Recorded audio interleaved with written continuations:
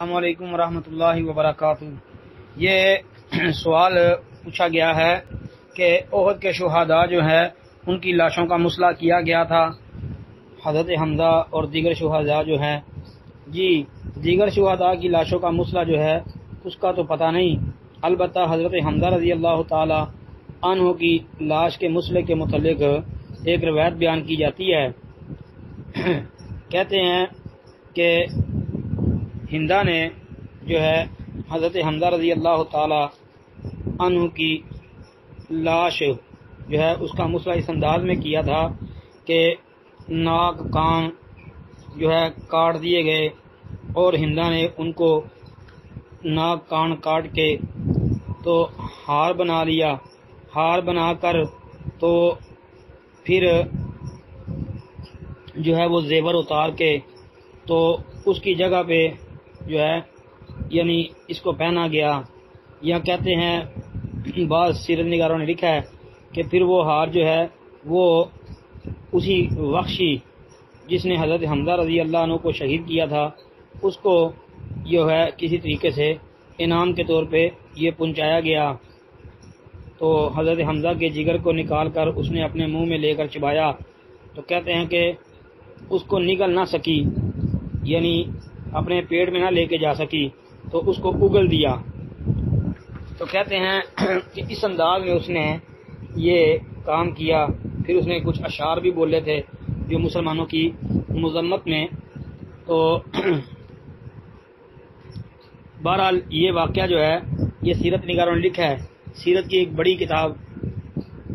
سیرت ابن ہشام، اس کے اندر جلد 3 صفحہ 277 پر یہ واقعہ ہے، لیکن سند اس کی صحیح نہیں ہے جی، اس لیے آپ اندازہ کریں کہ اس کی سند میں ایک راوی ہے صالح بن کیسان، یہ اگرچہ صغار تابعین میں شمار ہوتا ہے اور ثقہ کے درجے تک جاتا ہے، لیکن آپ یہ ذرا غور کر لیں کہ یہ صالح بن کیسان جو ہے یہ 70 ہجری کے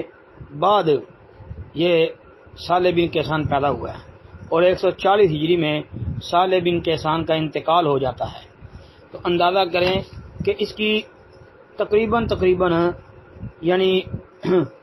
غزوہ احد کے 70 سال بعد اس کی پیدائش ہو رہی ہے تقریباً، تو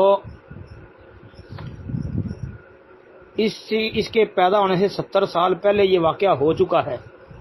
تو اس نے کوئی پکی سند بیان ہی نہیں کی، تو آپ خود اندازہ لگا لیں کہ صالح بن کیسان کا یہ بیان کردہ قصہ اس کی کیا حیثیت رہ جاتی ہے۔ سند اس کی جناب ٹھیک نہیں ہے، سند میں انقطاع بھی پایا جاتا ہے، تو اس لیے ہمارے علم کے مطابق تو بھائی اس واقعے کی کوئی سند بھی کسی کتاب کے اندر بھی کوئی متصل موجود نہیں ہے، ثابت نہیں ہے۔ یہ خطبہ اور واعظین حضرات جو ہمارے ہیں ان کی زبانوں پر یہ قصہ عام ہو چکا ہے، یہ واقعہ معروف کر دیا گیا ہے بغیر تحقیق کے، بغیر غور کیے، بغیر سوچے سمجھے، حالانکہ اس کی کوئی حقیقت نہیں ہے،